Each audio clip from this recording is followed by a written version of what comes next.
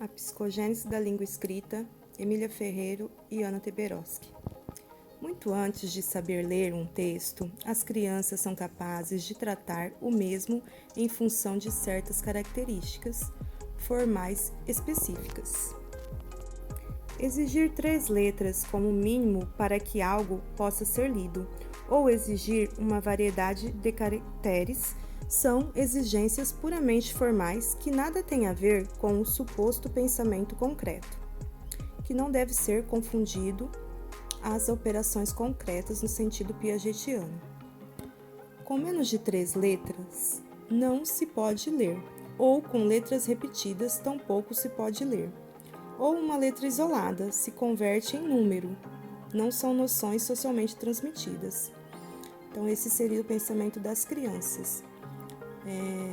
Com menos de 3 letras não se pode ler, com letras repetidas também não pode ler, e se for uma letra isolada, elas confundem com número, então também não pode ler.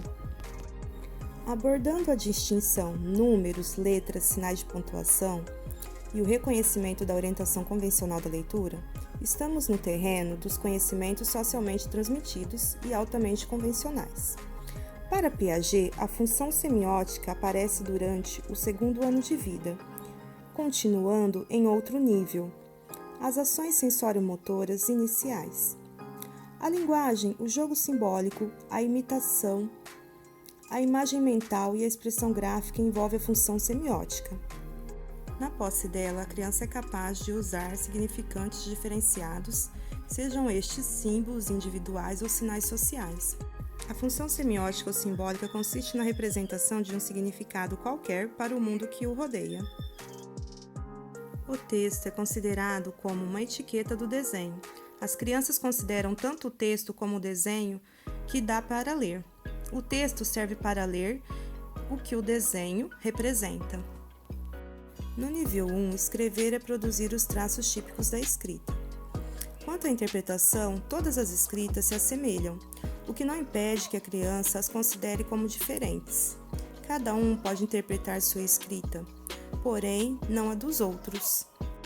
A criança espera que a escrita do nome de pessoas ou objetos, animais, seja proporcional ao tamanho ou idade dessa pessoa, e não ao comprimento do nome correspondente.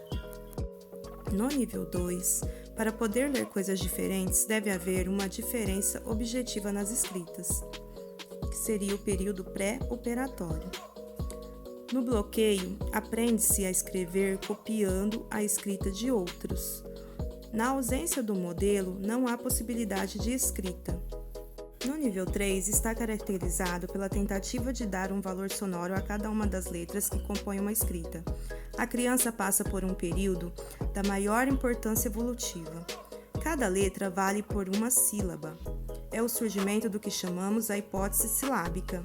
A criança dá um salto qualitativo. No nível 4, a passagem da hipótese silábica para a alfabética. A criança abandona a hipótese silábica e descobre a necessidade de fazer uma análise que vai além da sílaba, pelo conflito entre a hipótese silábica e a exigência de quantidade mínimas de letras.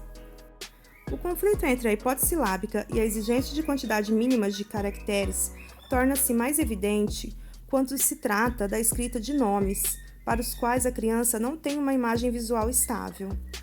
Já no nível 5, a escrita alfabética constitui o final desta evolução. A criança compreendeu que cada um dos caracteres da escrita corresponde a valores sonoros menores que a sílaba e realiza sistematicamente uma análise sonora dos fonemas das palavras que vai escrever. O sujeito reinventa a escrita para fazê-la sua. Se você ainda não é inscrito, se inscreva no canal, acione o sininho da notificação, compartilhe e aproveite o nosso conteúdo.